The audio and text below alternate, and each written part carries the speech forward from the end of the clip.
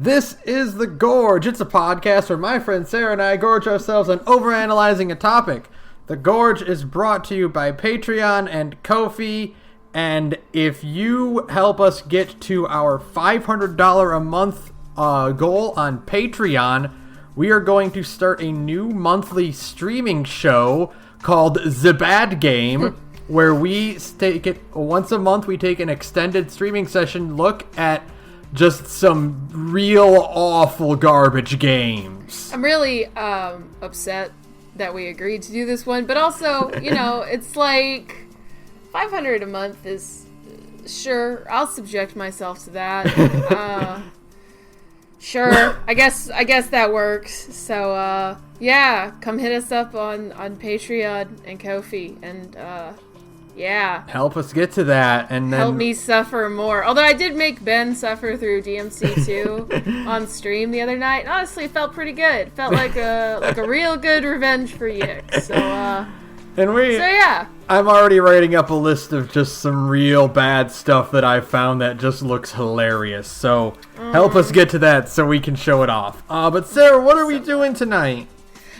Well, because stuff happened and we didn't have time to play video games, and because I'm leaving the country Tuesday morning, so I don't really have time to play video games. We're gonna put this off until later, but we had to press the whammy button or pull the whopper switch. I don't know which one it is. Anyways, we're making predictions for Final Fantasy VII Remake because, why not? Now's as good a time as any. Yeah, part 1's coming out in a few months, and then who knows when we're going to get more of it, so... Probably never. We've already seen a bunch of weird stuff. It's like, that's not in the original game, so... I know, I'm really looking forward to it. So, I hope it's absolutely batshit, just to say that first and foremost. I hope whatever happens, it is completely bonkers. Mm-hmm. So, what do we say? We're going to do 5 apiece? Yep, 5 each. Alright, you first. Alright, the first one I have is a brand new character will temporarily join the party, but will not stay for the final game. Okay, so who's the brand new character? An original character for the remake will join the party as a playable character. So are you thinking soldier guy? What do you a soldier guy or someone completely unrelated, like a guest character. Okay. Some kind of new character created just for the remake will actually be in the party for a little bit. Alright, I could see that. Mostly because, in my head, I don't know, that sounds appropriately bonkers. And also the fact that they would be, taken out of the equation at some point before the rest of the game. It'd only be a part 1 thing. Mm-hmm. Yeah, I can feel that. It's a little, I'm just curious. I wonder what it would be like. Would it be Avalanche? I feel like it would either be a new Avalanche character, if I had to say, it would be an Avalanche character, or someone from Wutai. Oh, okay. Okay. Because apparently you've seen Wutai is a bit more directly mentioned in the plot, so someone from there might join at some point. Yeah, I would sooner say, if anything, that Yuffie would just temporarily join the party, which is a prediction piggybacking off of your prediction. Mm-hmm. I would sooner guess that because Yuffie is kind of popular, they would just have her join the party temporarily, but probably bail before the actual assault on Shinra HQ, because she's like, nah, that's a little too intense for me. Have fun, guys. And then she would, abscond and probably steal something in the process. Oh god, that would be super interesting, actually. I could totally see that, way more so, because, like I said, people love Yuffie, and they kind of need, Midgar is initially pretty short, but they're extending it to a 25 to 30 hour game. So it's the cast without Yuffie, and it's kind of funny. I say it's the cast kind of needs a comic relief, But then I'm like, well, Yuffie was optional in the first place, but they're making Barrett more serious. And Cloud is like a dum-dum, but he's not comic relief. And Red 13 doesn't join until way later. And the girls are pretty, they're pretty level-headed and cool. So that means we have a bunch of serious people in the cast. So I could see them bringing in Yuffie, like earlier. Being like, here's the girl. We love her. Or they could introduce someone new. We've already seen a new soldier dude who just looks like Twunk Demyx. Who looks like this weird, like, Demyx's older brother. It's Demyx's, like, older redneck brother. I feel like he should be screaming yeehaw while he rides on that motorcycle like that. I feel like in the scene before we see him on the motorcycle, he had a cowboy hat on and it blew off when he started driving.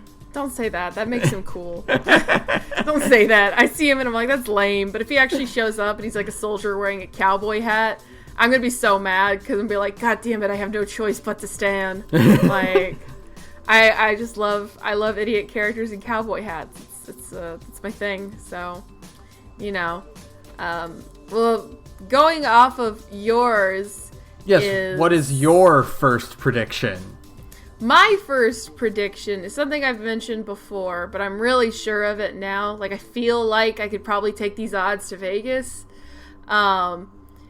Everybody who isn't in, like, the main cast at Midgar is going to show up in a pretty substantial way. They just show up in part one in some degree. So, like, obviously, I like the idea of Yuffie joining sooner, but, like, Sid is going to be important in some way. I don't know how. Probably during the assault on Shinra Tower. And Vincent will be mentioned. I could see him being, like, turning up in, like, flashback videotapes in Hojo's lab or something like that. Stuff like that. Again, I think I've mentioned this one as well, or maybe it was on Twitter, but they'll just move Vincent from the basement to Shinra HQ. He'll be I think that's, like, the most likely. Like, the easiest thing you can do is just move Vincent's location. I mean, it honestly makes more sense. It really does. Kind of have him hang out in, like, a coffin in the basement of Shinra Manor in Nibelheim, which is, like, if you think about it for more than a few minutes, you do start to go a little insane because FF7 is kind of bonkers. It's like, so the whole time the Nibelheim flashback was happening, that entire sequence, Vincent's just there. He's in there. Like, he missed all of it. And he's literally hanging out in the car. And the deal is that he's not locked up in there. No, like, the basement door is locked, but he himself can just boot open that coffin without even trying. Do you think that he was just kind of, like, wandering around the basement, like, every day? Like, all right, well, can't get through this door. Yeah, I don't know. I feel like he's just sleeping down, and I wonder, it's like, you can just wake him up. I don't know if you know this. I don't know if anybody else out there was paying attention, but you can just wait. It's not like a big process. No. It's not like he's like in like a weird cryo sleep. You literally, like, Cloud just knocks on this guy's coffin lid and is like, anybody in there? And then Vincent, like, punts open the coffin lid and is like, let me go the fuck back to sleep. And it's literally that simple. And it works well for like a secret character, because Vincent's just kind of, he's not like, he's optional.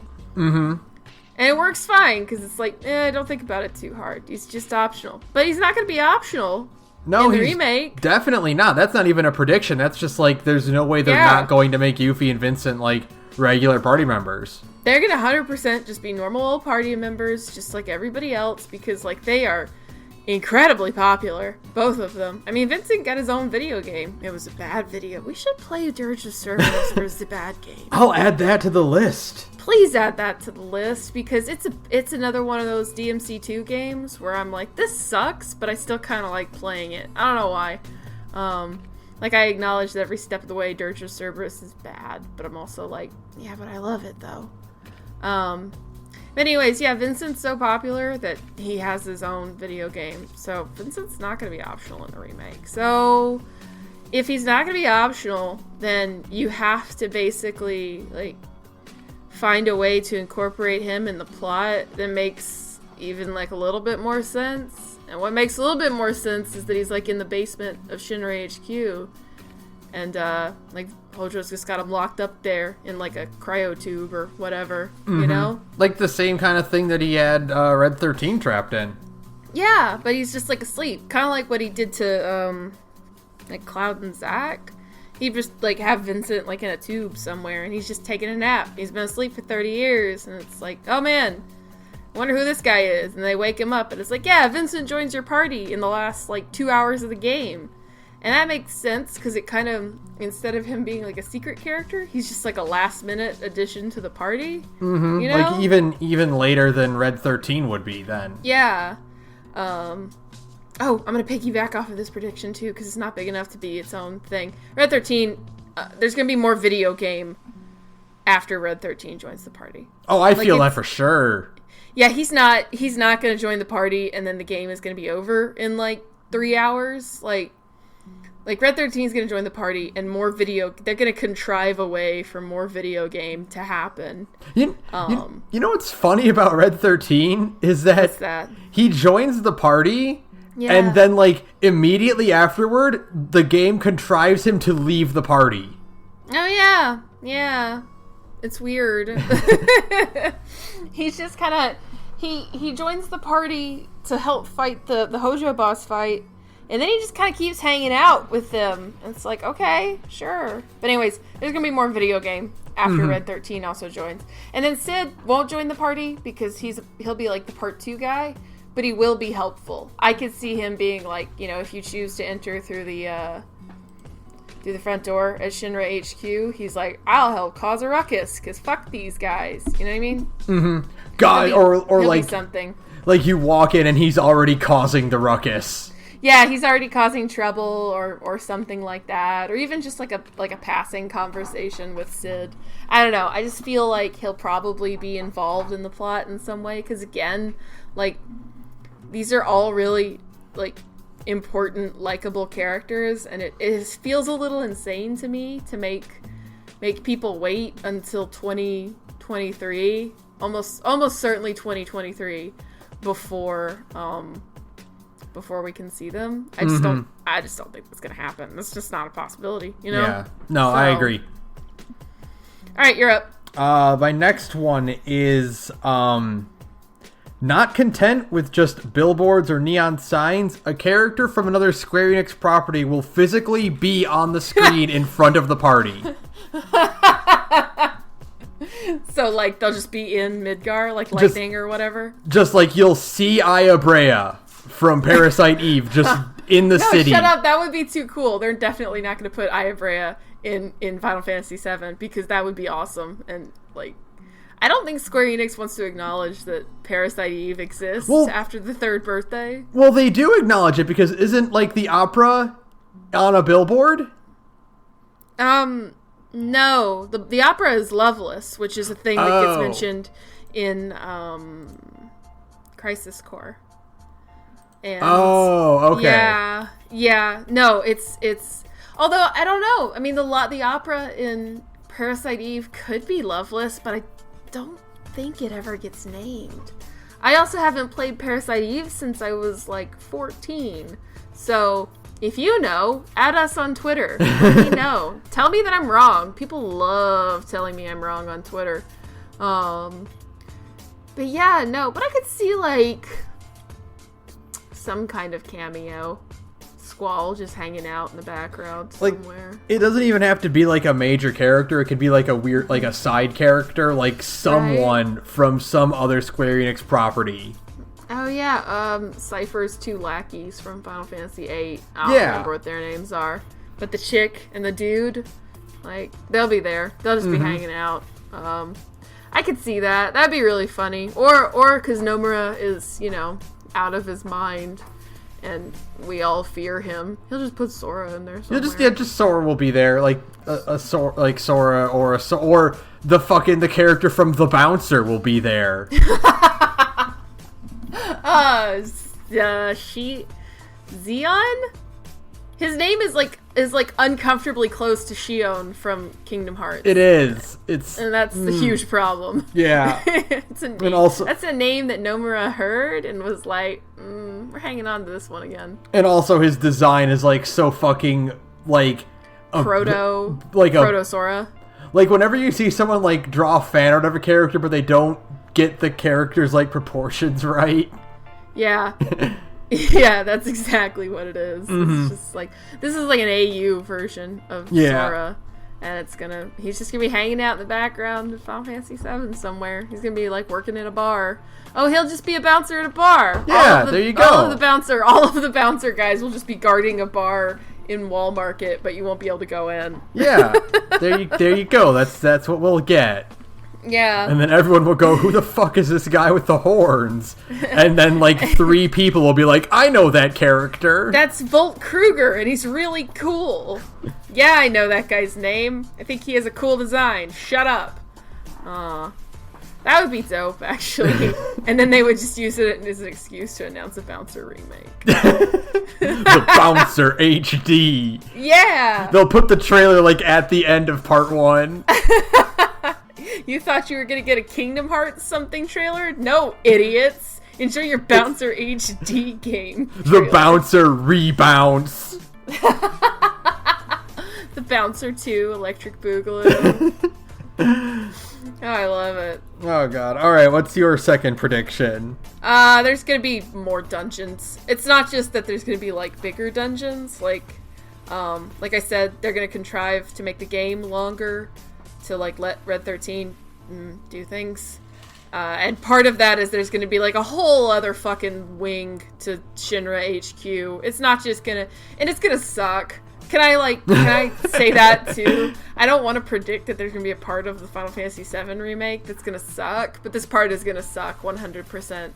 So, like, after you get Red 13...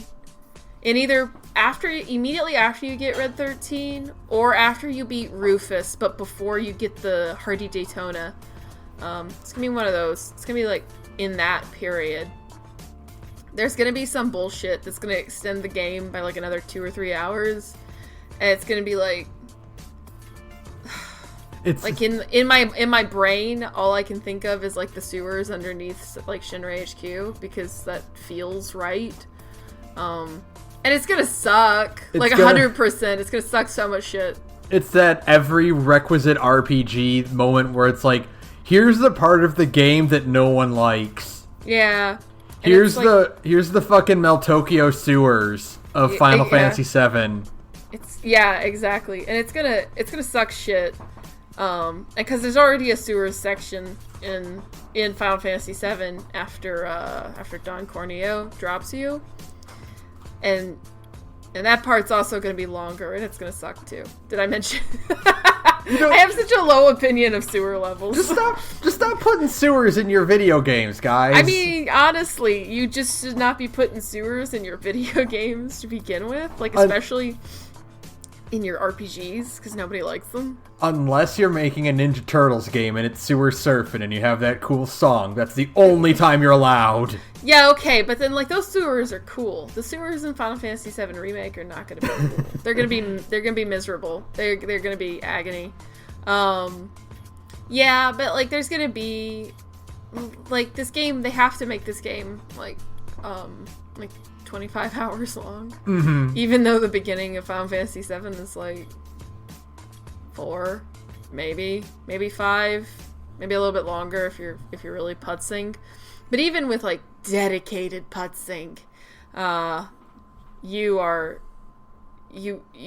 really can't even hit like 10 hours with Midgar. Mm-hmm. So like they're gonna add that. There's gonna be an optional dungeon that's gonna be really long and it's gonna suck. No, it won't suck. I take that back. It won't suck, but it will be really hard. It'll be like a super dungeon. Oh, that would be cool, though. Yeah, I know, right? It'll be some kind of super dungeon that might be a reference to... it won't like necessarily be a reference to Dirge of Cerberus, but it'll take a concept from Dirge of Cerberus, which is the Shinra Deep Ground, which is like an underground complex for like really like for like the things in Dirge of Cerberus, like those bad guys. Mm-hmm. But it'll be some kind of like, oh, they're making new super soldiers down there, and it'll be totally optional. It probably won't even be canon. But it'll be like a way to go down and have like a really hard, really cool dungeon that'll probably be kind of like Metal Gear Solid style, like simulating rooms, simulation rooms. Yeah. Yeah, I can see that, because it's supposed to be like a training complex for these like fucked up super soldiers, and so it can simulate lots of different environments. So you'll get like really bonkers looking stuff that probably won't fit like aesthetically at all with Final Fantasy VII, and it'll be like Nomura's way to flex super hard because he is a crazy person. So yeah, that's another good prediction, I think, is that there's gonna be a lot more dungeons. We've already kind of seen that. I feel like that's slightly cheating to say that, but I mean, they're gonna add like, it's not that they're just gonna extend stuff, they're gonna add new stuff, and it could be good or it could be really bad. I've got one springboarding off of that, actually. It's not directly tied to part one of the I'm just talking about the remake as a whole now. But a character from Dirge of Cerberus will show up, but they'll look and act completely different as an attempt to remove that game from canon. Yeah, it'll be like, funny enough, because like I've been topping like playing DMC again, but like there is a character in Dirge of Cerberus named Nero. It'll be like Nero or Vice, one of them. Because Dirge of Cerberus is so creative. It's got villains named after colors. It's just easy that way. But yeah, they'll show up, but they'll be like completely different. Oh yeah, 100%. It'll just be in name alone. You'll do like the thing where you check enemy stats. You'll be fighting some dude. You'll check enemy stats and it'll say like, Nero, and you'll be like, wait a second, this guy doesn't have a stupid, awful design. It's mostly pretty normal. Wait, this can't be a Dirge of Cerberus character. They look sane. They look normal and not bad. God, every design in Dirge of Cerberus is just abysmal if you've ever looked at them. They're so bad. They're so bad. The I don't even remember her name, but the chick in the lab coat. Oh, Shalua? Who wears like... Yeah, oh god, it's... God. A dress that's textures didn't load properly. Yeah, it's like a fucking... Looks like it's like a placeholder texture for the real dress. And then somebody just forgot and they accidentally print on the disc. She just wrapped some fabric around her. And stapled it together. Yeah. Yeah, they all suck. It's really bad. But yeah, that's a good one too. They'll just find a way to kind of canonize it, but Gact won't be anywhere in this game. No, Gact will be so far away. Gact is not in his... I promise you, Gact is... Well, I don't want to make promises. What they're gonna do is they're gonna show like a panning shot of like all of the Crisis Core characters, but like there will be a gap in the lineup where Gact's character would have been. Thank God. It's like Zack and Cloud, and they're all just like standing in a line, and there's just this weird empty space. Awesome. I definitely want them to actively throw Genesis into a fire. Or be like, nope, this character was bad. It's gonna be Genesis, but like he's gonna be wearing a helmet the whole time, and he won't say anything. He won't say anything. He'd be completely different design. We'll have that stupid red coat. God, fuck that character. All right, what's next? What you got? Next one I got is the boss battle against the Turks that take place that we've seen. We'll have you'll either fight or you'll see one of the Before Crisis or Crisis Core Turks. Yeah, you kind of stole one of mine. Oh. I was definitely gonna say that Cisne was gonna get in. So, because they're gonna use. I mean, The sky is the limit. Nomura has proven that he's willing to do anything because he added a new fucking soldier out of nowhere. So if they were like, yeah, Cissnei is in, I'd be like, cool. I love Cissnei. She probably won't have as stupid of a weapon, but she'll be in. I say stupid of a weapon. I mean, Cissnei and Yuffie both use shuriken. It's just that it suits like Yuffie better. Because Yuffie's a ninja. Because Yuffie's a ninja and Cissnei just kind of like has a big shuriken for some. They were like, people like Yuffie. What if we gave that weapon to another character? Maybe they'll like her as much. It's like, yeah, we like Cissnei, but that's not why. Yeah, I could see that. I mean, I was gonna say my other prediction. We'll kind of roll these together. Was that there were just gonna be more Turks. Yeah, I can see that for sure. And also that Elena will probably get introduced. She'll be like the Turks' intern. Because the deal is that Elena gets promoted. I don't know, though. Then again, I mean, I'm like sitting over here doing the Larry David gif where I'm like, like just kind of going back and forth. Because like the deal is that Elena gets the promotion because Reno gets taken out. And now the Turks are shorthanded because they're only like, it's technically at that point, there's only 3 Turks. It's Sung, Reno, and Rude. And then Reno gets hurt by Avalanche during the Sector 7 thing. And so they kind of have to hastily promote somebody to, like, take Reno's place while he's on the mend. Which is how Elena gets the job. So it's like, if they have more Turks, then... But I mean, also, they're totally willing to kind of rewrite Final Fantasy VII. I mean, there's like ghosts now, called the Watchmen of Fate. So like, sure, they'll find some other way. They'll be like, Reno got hurt. Somebody promote that intern that's been getting us coffee for 6 months. You need a job. Everybody else is busy. Sung's like, somebody please go get that intern and give her a gun. Elena's like, I've never fired a gun in my life. It's not that hard. He just pulls her in the office like, congratulations, you're a Turk. Here's your badge. Here's your gun. Now get out there and stop the terrorists. She's like, I went to law school. Okay.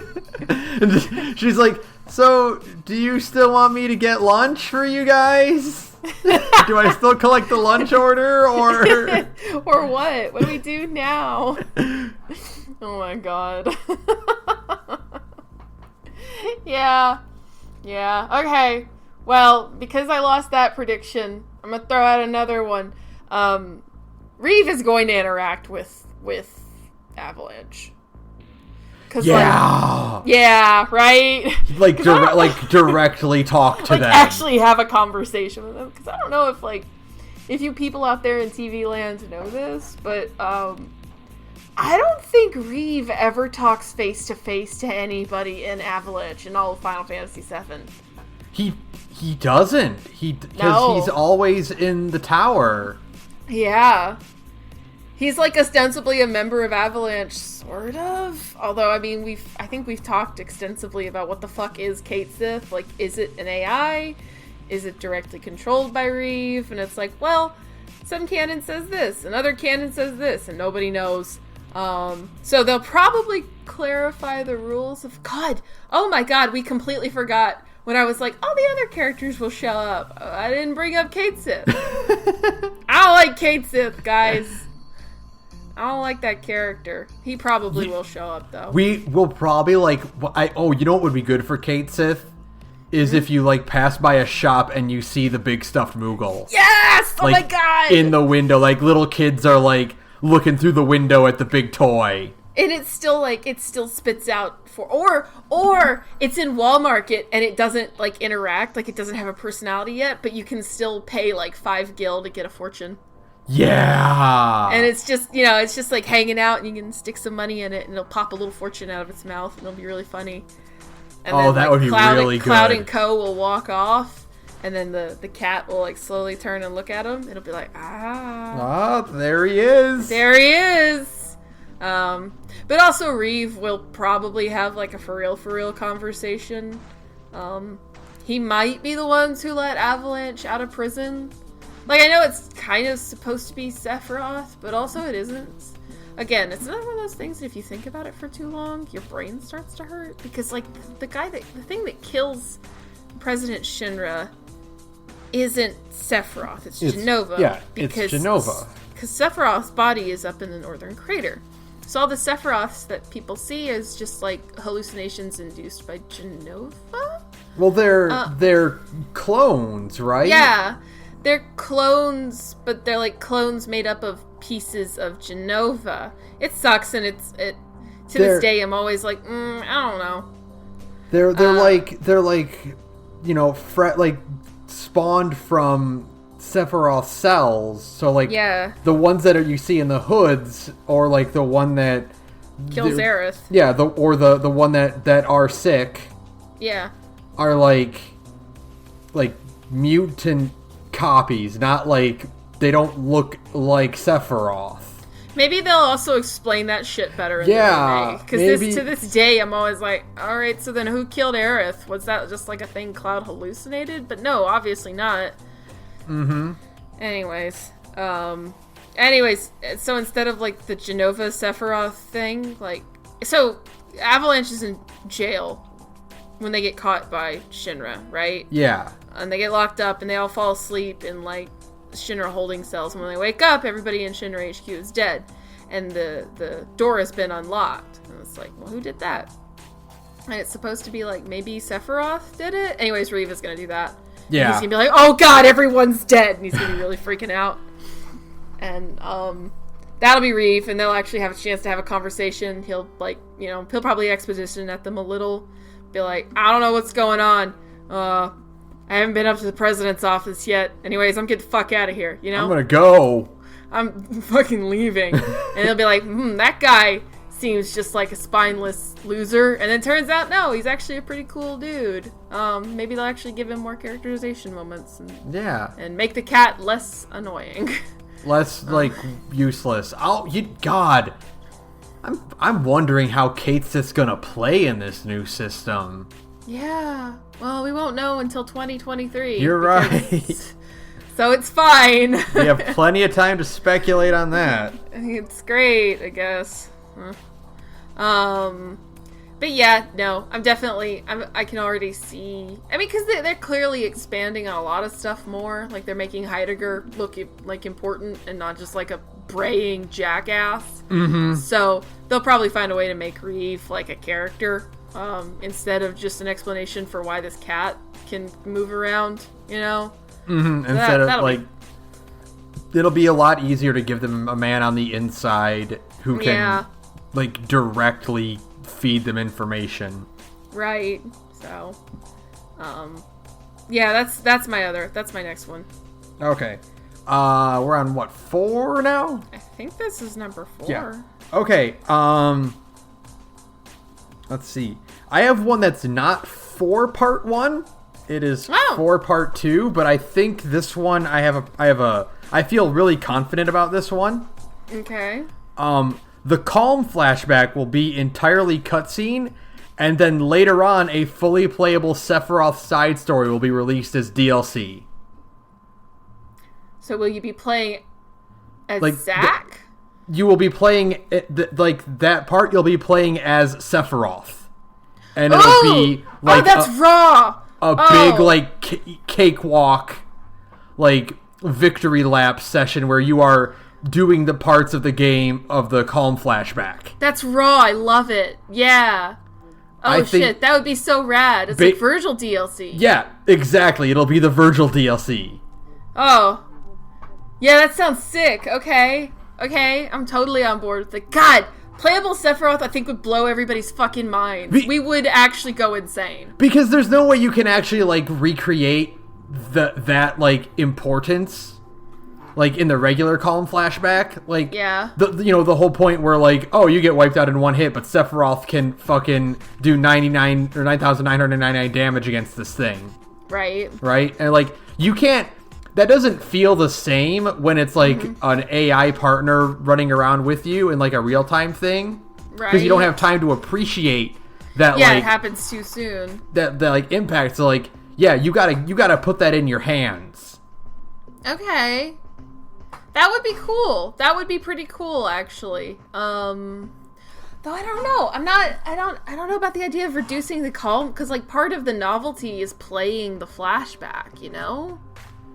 Like... I mean, yeah. But I think, like, either, like, you won't see Sephiroth in action as much. Yeah, okay. Like, maybe he'll do a cool cutscene thing. Yeah. But I think... that would work. I think, like, it's too much... You have too much of an opportunity here to, like, not let us get our hands on Sephiroth. That would be dope. Yeah, no, I'm totally on board with the concept of actually getting to play as the villain, you know? That would be cool. That'd be sick. And you actually have, like, a boss fight against... Yeah. That might be neat, actually. Okay. I like it. I like it a lot. Awesome. What do you have for number 4? What do I have for number 4? Number 4 is, trying to decide. I had a few. Number 4 is a bit different too. Let's keep this train rolling with part 2 predictions. Part 2 is just going to be the rest of the game for one. I think that's like my boldest one is I just think part 2 is going to be the rest of the game. That is really bold. Yeah, I know. But I don't know. I just feel like, and I mean, God, I've been wrong before, but also I just want to point out that I was super right about the March release date. I called it on Twitter like a few months ago. Because I was like looking at Square Enix's like income reports and stuff, and like how they expected to see a huge boost in revenue. I was wrong that it wouldn't be I said it wouldn't be a $60 game because it wasn't going to be that long. But they're Mad Men, so you know, sure. But I don't think the rest of Final Fantasy VII Remake will be as extensive. Like, they're not going to make Junon into like an 80-hour experience. It'll be kind of comparable to like the cities in Final Fantasy 15, where they're like big and fancy, sure, but you're not going to waste a whole game in Junon, you know? It's not Midgar. Midgar is Midgar. So yeah, that's like my little small one, is that I think the rest of the game is going to be part 2. Just because, like, I don't really know where they would do another break. And I feel like ending it after Aerith's death, I just feel like that's not enough content. Yeah, between Midgar and Aerith's death, it's not a lot of content. I mean, there's like a lot of towns, but like plot wise, I don't know. And yet, a lot does happen. And like, yet the thing is that like it's such a big climactic thing that's like, how can you not end it there? Yeah. Although I guess what they could do is like rearrange some of the story stuff. Oh, but they really can't if they want things to kind of keep their punchiness, because like I was going back through FF7 and it's like, so we find out that Cloud is absolutely off his fucking rocker like 2 to 3 hours after Aerith dies, and there isn't a lot of fluff between. So Aerith dies, you go to Icicle Inn, and then from there you go to the mountain where the northern crater is, and that's where we get the reveal that like Cloud is insane. Like Cloud has got some problems. And you get the sense that this is kind of like a mounting thing. It's like Aerith, this is the fall into the darkest hour of the hero, like in your standard hero's journey story, is that it's like, well, Aerith just died, and they're like isolated on a mountain, and things just keep getting worse and keep getting worse, and you know, we have this like slow slide until we get the reveal of Meteor, basically. And it's really well done when you go back and play it. The kind of escalation of badness, because it's like Aerith dies. Oh, that sucks. You got Icicle Inn. You have a snowboarding minigame. It's really totally inappropriate, but okay. You climb the mountain, And there's like a lot of crazy stuff that happens on the mountain. The hike up is like really grueling, and you're like going through the actual crater, and there's clones dropping dead left and right. Sephiroth boots a few of them down into like a hole. And then we get like the moment of revealing Sephiroth's actual true body, and we get the reveal that like Cloud has been making all this stuff. I mean, this all happens like back to back. And it's like there is really no room for padding, and I feel like if they did pad it, that would be really bad. It would be, but I mean, also there to just kind of like play devil's advocate to myself. There's a lot of room in. By the way, there's a train going by. Sorry. I thought there was like, the music was heightening up, and I'm like, wow. Sarah's really having a moment here. Oh my god. But to just play like devil's advocate to myself for a second there, it's also like they could flesh out like Corel, especially. They could really do a lot more with Barrett's backstory. Yeah, like that's kind of like when we replayed it recently. I was like, oh, Barrett's story is over. I remember that being a lot bigger the first time I went through it. Yeah. And I feel like they could expand on that more. I feel like they could expand on some of the stuff that does happen in Junon more. They are bonus thing. They are 100,000% taking out the dolphin minigame. I mean, yeah. Yeah. As sad as it makes me to say, the CPR and the dolphin minigame are gone, y'all. I know, I'm sorry. There is really no way to modernize that in a way that would look good. I'm just like, I know we got squats and we're probably getting cross-dressing, but we're not getting dolphin. Dolphin is weird to this, like, God, I think about dolphin a lot when I think about Final Fantasy VII. I'm like, Cloud, they really do just have Cloud get pushed into the air by a trained dolphin. Fucking fastball specials Cloud up to where he needs to be. That's why there's a fastball special, like the ultimate fastball special in Advent Children. It's just a reference to the dolphin. It's just an extended dolphin nod. Advent Children has like a 6-man fastball special, and it's cool. I mean, it's stupid, but it's also raw. You know what I mean? God, no, what if they do include the dolphin, but they frame it like it was an Advent Children? Where it's like really intense and dramatic. And the dolphin fucking throws it and then squeaks a one-liner like the rest of the party does in Advent Children. God. Oh, God. That would suck. And that actually might happen. That could be possible. We're just looping back on like shitty references at this point. Yeah, I don't know. This has been a really rambling prediction, but I'm trying to. I still just think the rest of the game is going to be part 2. I can kind of agree with you because, like you said, like the only other logical place to cut would be after Aerith dies. Like it's the only other significant like shocking moment that you can kind of end it on.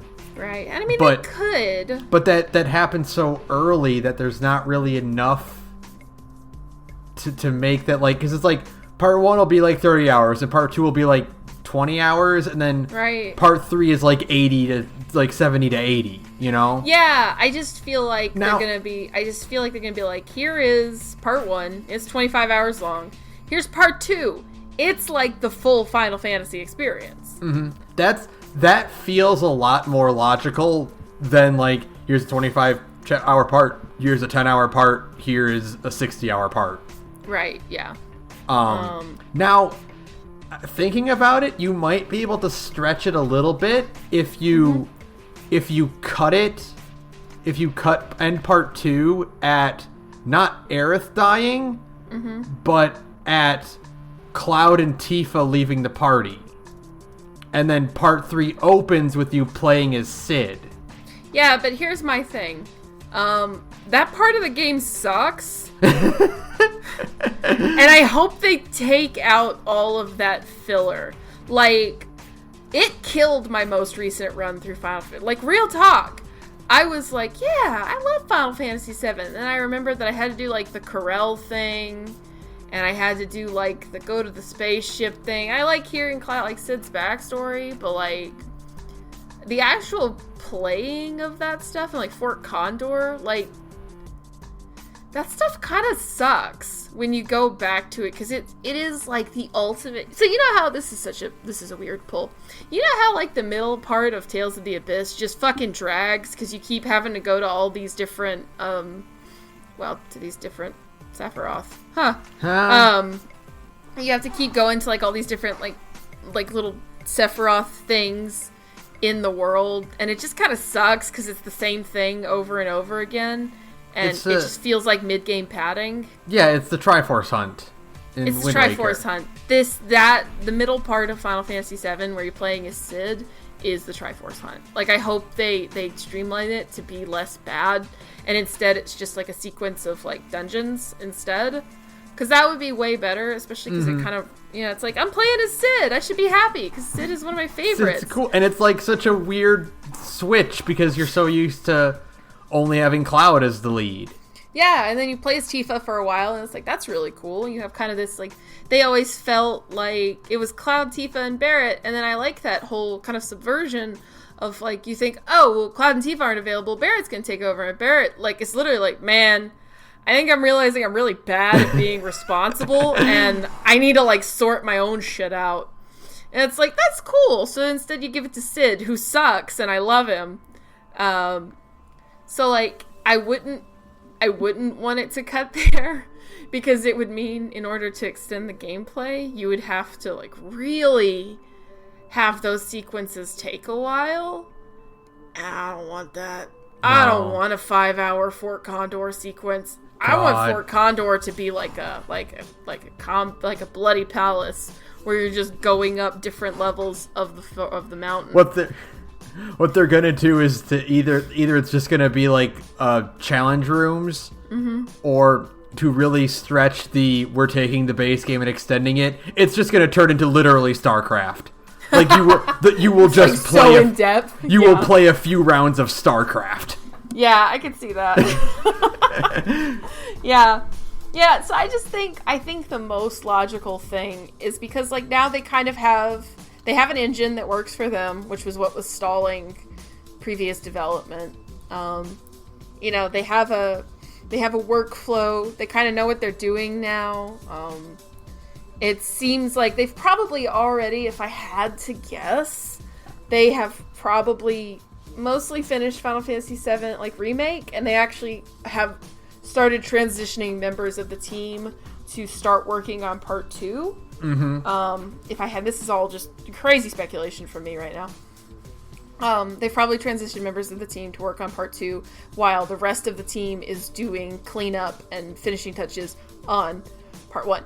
And then when that's done, they'll transition the whole team to start working on Part 2, and Part 2 will just be a full Final Fantasy game, you know? I feel like it's impossible to say there's been no work on Part 2. Yeah, like, I'm sure of it. There's got to be at least something worked on right now. Like, there's computer files labeled Final Fantasy Remake Part 2. Yeah. I mean, I don't know how extensive the work has been, but they've definitely begun the process of getting that off the ground, so that once, like, Part 1 ships, they can push the whole team onto that and be like, all right, let's get back to work. So, I don't know, because it just seems like either... It could maybe be 3 parts.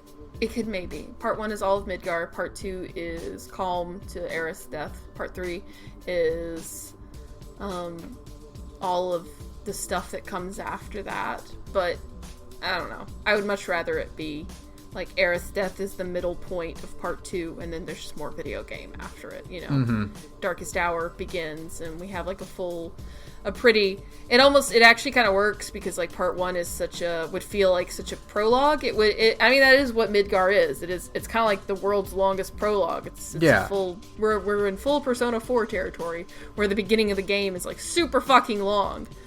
And it's kind of how Part 1, or how Midgar functions in the base game. It's just a really extended prologue before you're spit into, like, the main game, which isn't about the terrorism stuff. It's about the Sephiroth stuff, you know? It's ground zeros. Yeah. Final Fantasy Ground Zeroes. It is Ground Zeroes, setting up for like a Phantom Pain style thing. That actually makes a lot of sense. And I just feel like that's how it's gonna be. I hope that's how it's gonna be, because otherwise, but that also means we might not see part 2 until like 2024. But honestly, I'm okay with that. If it was like, you won't get part 2 until 2024, but it's gonna be the rest of the game. Yeah, I'd be like, yeah, okay, that's fine, that's worth it. And especially if it's gonna be like 80 to 90 hours. Yeah, if it's gonna be a full video game, like a full ass fucking Final Fantasy, I am absolutely okay with that. Especially, I could see it happening because like we've got the combat system, we know how it works. They've got a Unreal Engine, which is relatively easy to work with. So yeah, they could get it done in 4 years. That's not unheard of. I mean, Death Stranding got done in less time than that. So yeah. Of course, Death Stranding is, who fucking knows what Death Stranding is? I'll find out next week. Well, I won't. I won't know. But I hope you do like message me while I'm in Japan. I will. And be like, I don't know what the fuck this is, Sarah. I'd be like, Sarah, look, I found a baby. There's a baby. And you'll be like, wait, in real life? And I'll be like, no, in a video game. But it did come with a baby, and then, actually. 2 hours later, you're gonna be messaging me, being like, Sarah, Hideo Kojima just left a baby on my doorstep. And I'll be like, oh. He literally showed up and handed it to me. It was weird. Congratulations, you now have a baby. Turns out Hideo Kojima is the stork. Anyways, what's your 5th prediction? My 5th prediction, I think this is my biggest one. I might have mentioned it before, either to you directly or on the podcast, I'm not sure. Thinking about something like Resident Evil 2 and how they changed Ada from posing as a civilian who was looking for a boyfriend to an FBI agent. Yep. They're going to change someone's, like, not role, but like their base motivation, and maybe pieces of their backstory. They will specifically change it to reflect either one of Final Fantasy VII's infamous urban legends or a beta concept. Okay. So you thinking like Bounty Hunter Yuffie? Yeah, like Yuffie as an assassin hired by the Turks or by Shinra, or Sephiroth being directly related to Aerith, or somehow being her ex. That one probably isn't going to happen, but I could definitely see like the related one. But like along those lines, like we've seen a lot of like the concept beta designs for these characters, like early design documents and stuff, and like I feel like one of them will be brought to light in a way that is like cool, but doesn't necessarily like overhaul the plot in a big way. Right. Yeah. I think it would be dope if Yuffie was like, I'm here technically to kill you, or at least to collect like the bounty on your head, because she's still a thief, so she could be like, I'm here to collect the bounty on your heads because Shinra put a huge one out on you, and then she just kind of ends up like stuck working with them. That would be cool. That would be an interesting way to redo the thing where she just randomly up and steals your materia. Yeah. Like, instead of it like being like an arbitrary, like, oh, I'm doing this now. It's like, oh, I gotta cash in this bounty, so here, follow me to the trap. Yeah, here's the trap. Now I'm gonna get paid. The Turks are in Wutai and they're gonna pay her, and then Corneo shows up and he screws everything up, and it's like, oh hey, look at that, it all still kind of works, but like Yuffie has more like concrete. She wants the bounty so she can actually fund like a Wutai rebellion force, which is funny because Avalanche is actively a Shinra rebellion force. But she doesn't trust them or something like that. That's good. The moral of the story. But like, I wanted to start a rebellion force against Shinra. Cloud's like, we're a rebellion force against Shinra, and she goes, oh, okay. Maybe I should have been listening when you and Barrett were talking. And for like half a minute, like the party's gonna have like a huge amount of gil because they're gonna collect their own bounty. They're gonna have like a massive amount of gil, and then through some like plot contrivance, they're not gonna have it anymore. Yeah. It's gonna be like you're fighting through Wutai caused massive property damage. We're billing you 45 million gil, and you'll be like, God damn it! And it'll do the JRPG thing where like, when you open it, just like, you got like 4 billion gil, and like if you check your inventory, it'll be in your inventory. Yeah. But you will not be able to access like any shops. Yeah, because of like some plot thing. Yeah, because and of then all the like property damage. Yeah, and then at the end of it, it's like Yuffie's dad is like, how are we gonna pay for all these houses? And the party's gonna be like, fine. And they're all just gonna be like really wanting to bail, and Yuffie just is like, no, you're not bailing on this. That'd be awesome. That would be excellent. That would be so good. But yeah, I would like to see those come back. I would like to see the whole like Sephiroth and Aerith are sort of related in some way. I mean, that kind of tracks, but like not really either. In the plot, they have like a kind of unifying thing, although it's really more so like his sort of mom, his not mom, killed like her entire species. So, I mean, it'd still be interesting. Find a way to make it work. Yeah. I don't know. He is like a for real ancient, but he's just been corrupted, which I think is kind of technically what Jenova did, but it's been a minute.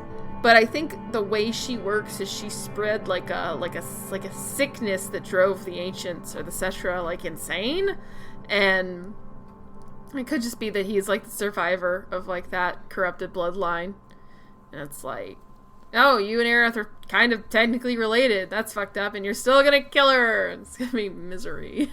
I'm really looking forward to like having this game like kind of spell things out a little more. I mean, yeah, I'm definitely actually looking forward to an exposition dump. Yeah, that'll be really nice.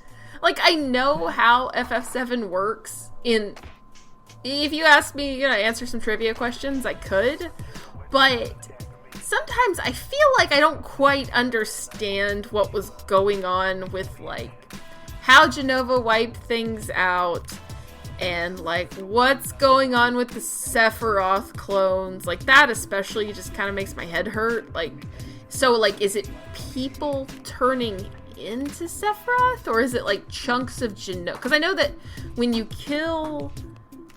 so, like, the part on the boat where we go down into, like, the bay, and there's like a Sephiroth there, but he turns into Jenova, and you fight that instead. Yeah.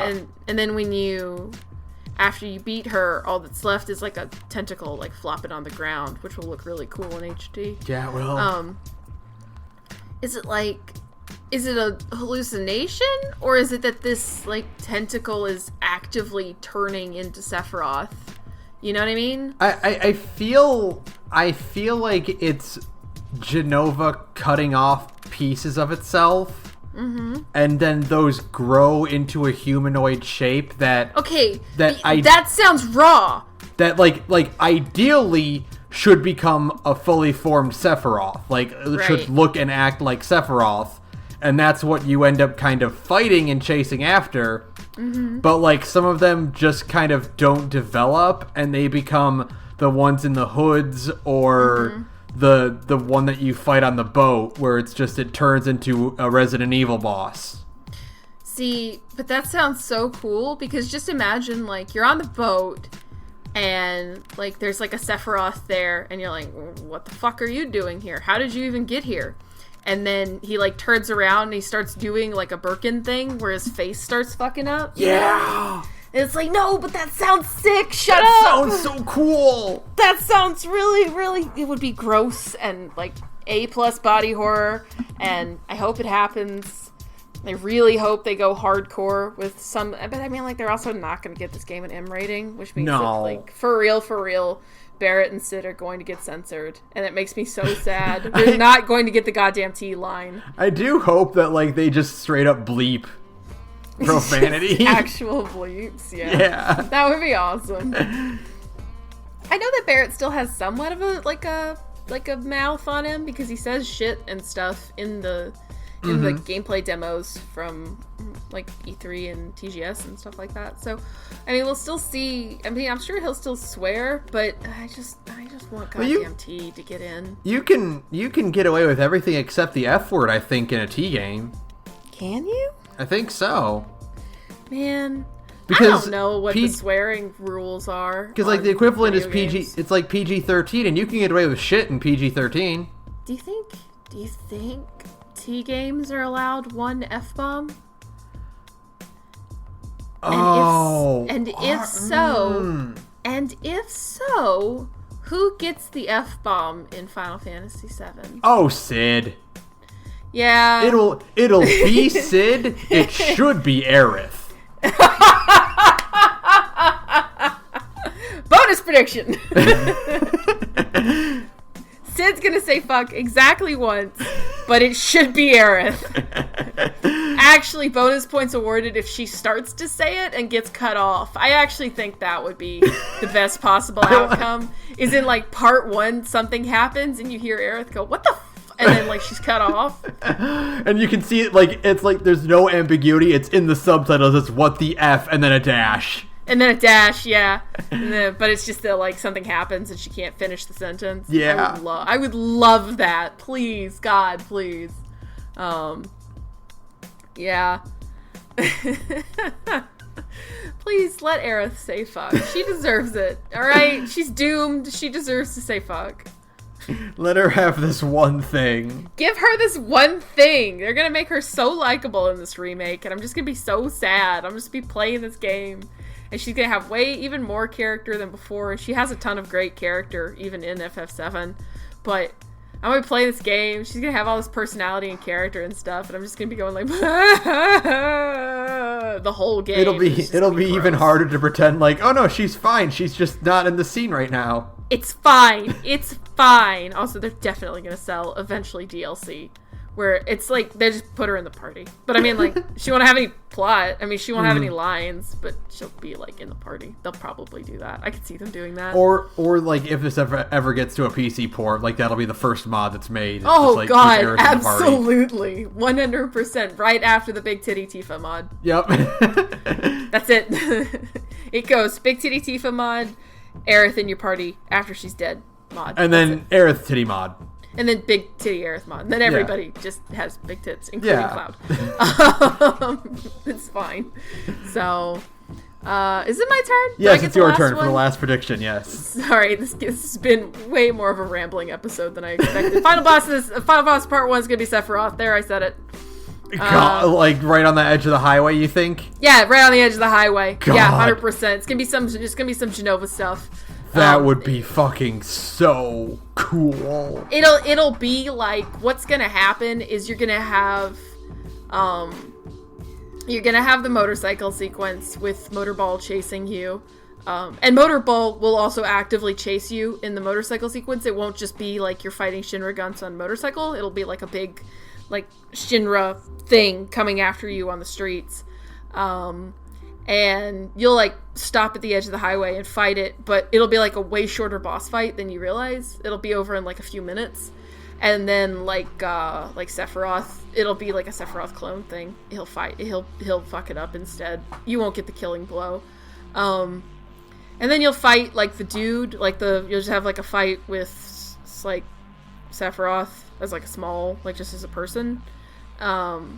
And then he's going to turn into a big monster. Game's going to end with a big monster fight. God. Because it's technically like a full Final Fantasy. And all full Final Fantasies have to end with a big fucking monster fight. That's like law. I think it's written in the contract. You don't end it with a big monster fight. I don't know. The director gets sent to hell. So, you know. You're not allowed to ship it. You're not allowed to, finish the game. Somebody will actively stop somebody will be like, we're going to ship this Final Fantasy without a big monster fight at the end. And then they're going to, like, hit the big red button that says stop and be like, what the fuck do you mean? Add one. That's what happened with Final Fantasy 9, actually. That's why Final Fantasy 9 just ends with a big monster fight out of nowhere. So yeah, it's going to be like, we're going to have, like, our our Birkin, to go back to William Birkin for a minute. We're gonna have a Birkin moment where it's like, you're gonna fight a little dude, and he's gonna turn into a big, scary-looking dude. And it's gonna be like, hey, what the fuck is going on? Let's set out into the world. Like, that would be such a way better, like, climax for a part 1. Yeah. And it's gonna make a lot of people really angry, you know, because they're gonna be like, no, you're not supposed to fight Sephiroth until, like, way later. And I understand. It's supposed to, like, kind of preserve the mystique, especially because of the, like, the Midgar Zolom thing, is you think it's just Sephiroth doing that, and you're like, oh, that's crazy, and then, you know, instead you would already know that it's not really Sephiroth. It'd probably screw things up a little, but also, like, you gotta understand that this game is 20-something years old at this point, and so everybody kind of already knows. Yeah, like, people know what this game is about now. Yeah. This remake is gonna be like as like a weird, like, not prediction, but this game is for people who played 7. Yeah, absolutely. It's definitely like, we're gonna take 7 and kind of turn it, we're gonna remake it, but also add some new stuff to give it like flavor. Because I mean, yeah, it's like what everybody always says. If I wanted to play just Final Fantasy VII, I would play Final Fantasy VII. It's still a good video game. Yeah. You know? Even with that shitty part at the end of this too. Like, I would just play Final Fantasy VII. I wouldn't worry about, like, I don't want the remake to be a 1-to-1 remake. I want it to add new stuff, and they're already doing that. I mean, Rude is not a character until after Midgar. He's not mentioned at all. And that's not true. He is mentioned because he's the one who stops Cloud in the elevator. But he isn't a character you fight. And so it's like, I would much rather have new stuff. I would rather have, like, a new interpretation and, like, to really change things up and really, like, mess with people's expectations and you know, give us a different version of the story. I want to see kind of what... Because clearly we are getting new stuff in the story. Again, yeah. The Watchmen of Fate are a thing, you know? So just go with it harder. Make it more. I think you can still keep the mystique of what's, like, what and who Sephiroth is, and still have him as, like, a boss fight there. Yeah. By maybe making it kind of, like, a little ambiguous if that actually is Sephiroth. Yeah. Like, yeah, that would be cool. Like, you know, for all intents and purposes, it looks like Sephiroth, it walks like Sephiroth, it must be Sephiroth, but, like, I don't know, obscure his face somehow. Or even just have Cloud say, like, that's not him. Like, yeah, he just kind of knows because Cloud has, like, a weird connection to the dude. Mm-hmm. He can be like, you're not Sephiroth. What are you? You know, they fight for a little bit. You kind of beat his ass, like, really easily, maybe. And, you kill it, and then you're like, you're not Sephiroth. What are you? And he turns into Big Monster, and it's like, oh, shit, that isn't him. Okay. Yeah, and but then... it's like there's, like, a whole mystery going on. And then later on, it's like, oh, no, that is technically him. It's the him that you are after. Yeah. It's weird. And, yeah, you don't technically, like you said, like, 400 times in this podcast already, you don't actually fight Sephiroth in Final Fantasy VII. Not until the literal very fucking end of the game. Like, you don't ever actually fight the dude until the actual end of the game. It's like, I don't know, they gotta, because of the whole, like, him being so iconic thing, you can't get away with, not showing him. Mm-hmm. You can't end your like, the first the first big chapter of this game. Mm-hmm. You can't not end it without a scene of Cloud and Sephiroth clashing blades.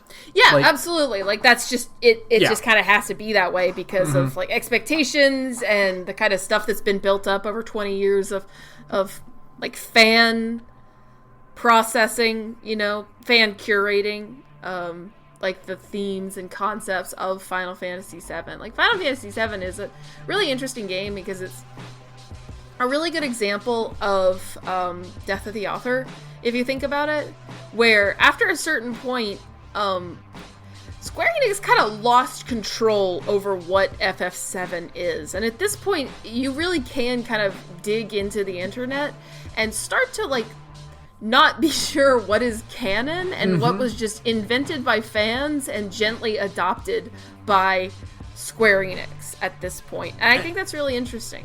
Like the visual or the sort of, like, meta representation of, like, these characters, and, like, when you play the game and realize, oh, that actually isn't in the game at all. Yeah. I think it's fascinating how much Kingdom Hearts influenced the Cloud versus Sephiroth dynamic. Yeah. By just retroactively kind of adding this tangible rivalry that didn't exist. Well, that is, honestly, that Kingdom Hearts is more so influenced by the Final Fantasy VII, like, fan perception of Cloud and Sephiroth. Like, yeah, that kind of rival dynamic doesn't exist in the base game, but it obtained one over time through, like, fandom kind of interacting with the media and creating these dynamics between these two characters that wasn't really there. There was a kind of push and pull between them, but it wasn't the rivalry that fandom eventually made it into. And then final, Kingdom Hearts took it and ran with it, and then fans saw that, and it kind of snowballed until we get to eventually Advent Children, where it is like a big rivalry thing. And now we finally come full circle back again to Final Fantasy VII Remake, really pushing home this concept of Cloud and Sephiroth being diametrically opposed characters, in the way that any rivals in a JRPG would be. So there really is no chance to end this game with anything but some kind of confrontation between Cloud and Sephiroth because of fan expectations. And to say that that isn't really true to the spirit of Final Fantasy VII is in itself wrong, because the spirit of Final Fantasy VII has changed so much over 20 years. Yeah. And it has become so influenced by the people who interact with it and love it. Yeah, it didn't start that way, but it totally is now. Became that. Yeah. Death of the author. We take control of our media and create connections that weren't originally there, and sometimes it's for the better. I think when you look at it through the lens of, like, two people who are having this kind of clash of ideals of total nihilism, and kind of pushing back against, like, this despair. Shall I give you despair? Despair. God, that image is so fun. That image so still makes funny. me laugh. 100,000 years later, I'll be laughing at it. I think this remake is going to be very interesting for what we've just talked about, for, like, the way that the fandom and perception of these characters has kind of not warped, but, like, changed over time, like, evolved over time. But also in the matter of how it's re-railing a lot of these characters from what we've seen so far, like, back to their original depth. Like, we always talk about how Aerith is perceived as the pure maiden who is good-natured and soft-hearted, but, like, originally she's a flirt and a smartass and, not afraid to speak her mind, and we're getting a good combination of both of those things in this remake. And I think that's just, like, I think it's cool to, like, trace that development over time. Yeah, absolutely. I'm really another good example is Barrett, who, at least according to people who have played, like, the more deep Final Fantasy VII remake demos, he's definitely got more of a sense of being somebody who is, like, way more flawed. Like, Barrett kind of gets the shaft in the original Final Fantasy VII, where he is played more so as a joke character,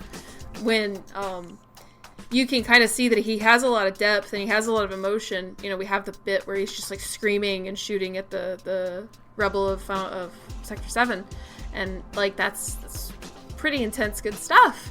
And it's kind of offset by the fact that he does get the joke character treatment. It's kind of that awkward thing of, he's the black guy in a Japanese game. It's like, And I mean, that's not to say that, like, American games back in 1997 also weren't just, like, cartoonishly racist. Don't take that as me. Don't get that twisted. Like, I'm not saying, like, American games were any better. I'm just saying, it is what it is. That's how video games were back then, and it sucked. And, it's nice to see Barrett actually getting a lot of depth where he is somebody who is, like, strong in his convictions, but might be wrong to be strong in his convictions. And, and it's, like, kind of a story of him realizing, like, hey, we are, like, way in and over our head, and I've put a lot of people in danger. And it's like, yeah, that's really good stuff. And that's kind of born out of, like, the fan permutations of these characters. Because we do know that there are fans of Final Fantasy VII making this game. We know for a fact that, like, there's a lot of young blood making this project, just like there was with RE2. It's people who, like, grew up playing these games, coming back and working on the remake to kind of make it the way they remember and not the way it is. And I think that creates a really interesting dynamic within the story. I think, like, if you are going to remake a project like this, like a long-standing thing, you need to have both. You need to have a lot of the old guard and then a lot of new blood who grew up with it. Like, getting Nomura back, even if he wasn't the writer, he was a character designer, like, back then. He wasn't the full director, and now he's kind of getting his chance to do that, like, to direct it. He still had a lot of influence over the game going on in the beginning. I mean, Yoshinori Kitase is back. So. Yeah, so you've got all these important people working on it who understood what they were trying to say in the first place, alongside this group who interpreted what they said and how you're going to mesh both of those together. Yeah. I think that's really cool. I think it's really cool, and I think it definitely lends to this idea that I think, obviously, FF7 Remake will be something pretty special. I have a lot of hope for it now after we've seen so much of it. It really makes me, like, at first when they announced it, I was beside myself with excitement, and then I was kind of like, oh, they're gonna fuck it up. But now, I don't think so anymore. I think they could do something really good with it, as long as there aren't too many sewer levels. I think like everything we've seen in part has been like, hey guys, don't worry. We know, huge. Yeah. We know what we're doing. We're like, we know how important this is. We know it's cool. Know, we get it. We know how hard we can't fuck this up. Do not under any circumstances fuck this up. So far, I have a lot of faith in it. So, one final thing is that only part 1 is going to be on PS4. They're not. Part 2 is going to be PS5 exclusive. Oh, or it's going to be a timed release. You think exclusive? I think.